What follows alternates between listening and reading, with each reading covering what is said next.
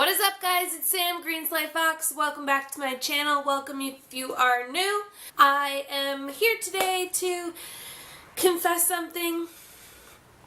I bought more plants. Go figure. But when you visit stores and you see a plant for $2, you kind of just have to grab it. Am I right?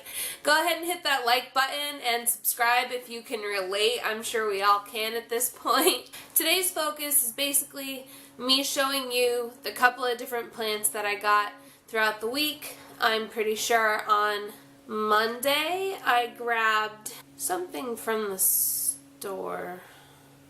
Oh, I grabbed 2 succulents, and I don't know which varieties they are. I'm pretty sure one is an echeveria, and I'm pretty sure the other one is some kind of like sempervivum. It looks like a hens and chick deal going on there, but I don't know what type. So if you guys know, let me know down below if you know what type of varieties these are. I did find one on a Google search that I think the one with the tips that are like pink might be.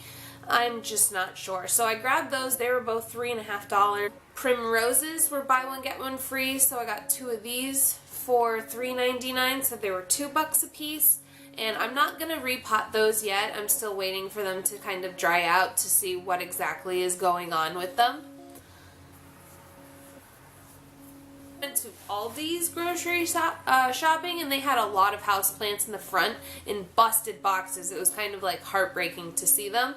But of course I went and I scoped out what they had. I should have grabbed the other variegated peperomia, but they all looked really so-so. So I ended up getting this guy that I will show you. A couple of yellow leaves that were on it. All I had to do was pick those away and gave it some fresh soil. I let it dry out for 2-3 days. That's one of the tips I have for you guys, is to kind of assess what the container is like when you get it. So if it's too wet and you're fearful that it's going to kill the plant and that's why you took it home, by all means repot it, but be sure that you're containing that plant away from your other plants, because you never know, there could be soil gnats, fungus gnats inside there. You want to kind of quarantine your plants away from anything else that is especially healthy until it adapts to your living space, at least a couple of days. So that's why I did all my repotting today. I had all of these for at least a few days in my house, up to a week, and I just started redoing things. I ended up going to the dollar store. They have a ton of gardening stuff out right now. I got a couple of seeds there. I got a new pair of gardening gloves, and all these terracotta pots were there in stacks, like sets of 2 and 3s for the smaller ones, which are perfect for little baby cuttings and succulent projects that you could be working on. I also went to Home Depot because, like, man, I know my friend Stephanie from over at Nico Dahlia and Candy Panda Wax picked up a fiddle leaf fig over at Home Depot.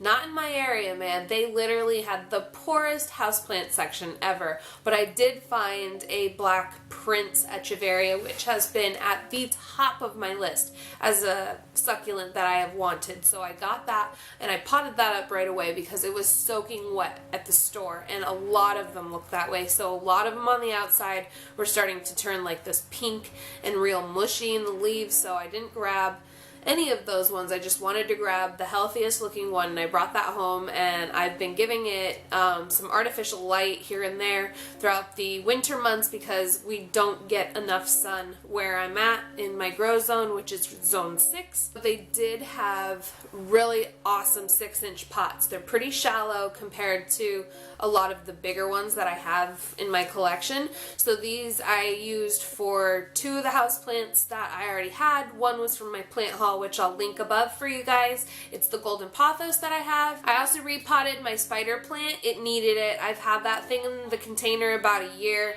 Trying to transition a lot of my pots into terracotta as much as possible. With terracotta, plants are able to let air pass through that terracotta clay, and so therefore the roots can dry out better and not become so susceptible to root rot as compared to all of the nursery pots or the plastic pots that you may have that tend to gather all the water at the very bottom. No matter how much it has drainage, it just seems to always get very soggy. So this guy was already in a terracotta. It's a spider plant that I have from a baby from my work. I have a couple of different ones there at my workspace, and I put that in one of these types of terracottas from Home Depot, and I love it. It's already picking back up. I have it in a hanging container. And both of those plants are in my bedroom, which, by the way, I was thinking, if you guys want a winter version of my bedroom plant video, go ahead and give this video a thumbs up. Let me know in a comment below, because I would love to film it. There's so many different types of plants in my room now, and the ones that were in that video, they're so much bigger than that video was, so I would love to film that for you guys if you are interested. I did pick up cactus and succulent soil, which was the main component that I needed to get. So Home Depot was kind of a win-win. 2 cool pots, succulent soil for $5, and I got my Black Prince Echeveria for under $5, which I never see them any cheaper than $30 online. So basically in this next part, I'm going to show you guys the repotting of my succulents here. You kind of want to remember when you're repotting anything to remove as much of the old soil to it as you want, to make sure you're getting any of the sand buildup or salt buildup that may have accumulated in that soil.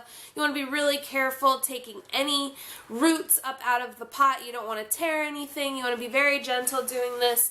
And to tamp any of the soil down along the way, I usually use a sterile stainless steel chopstick and push down whatever I can't get under. I generally only replant my succulents if something starts to stand out, like they start stretching, or I know it's been over a year and I need to move them, or I'm working with them in projects. I'll go ahead and move them out. You don't really want to mess with their root development too much, because then they're not going to get bigger the way you would like them. Echeverias have always been a little tricky for me because they tend to lose their rosette shape on me and stretch, which in the past I've dealt with, but it seems like this past year I've gotten pretty good at being able to monitor it. Turns out they just like a lot of bright light, so that's something that I make sure I give them. A couple of these plants did have tubers, which I thought was crazy, especially in my spider plant. Thank gosh I did end up repotting it when I did, because it was very root bound and a lot of the tubers were forcing themselves up towards the surface, which once a root or a tuber becomes exposed to air, it'll start to dry out and it'll kill the rest of that plant from any chance of being able to produce any new shoots or stems for you. So you want to make sure that you're kind of checking along those things along the way. I'll let them dry out a day, and then I will water from the top or the bottom, depending on the plant. With the succulents, I'm not going to go ahead and water them for at least 4 or 5 days to make sure whatever roots, if any were wet in this transfer process, that they dried out before I go ahead and introduce any type of foreign matter in the water.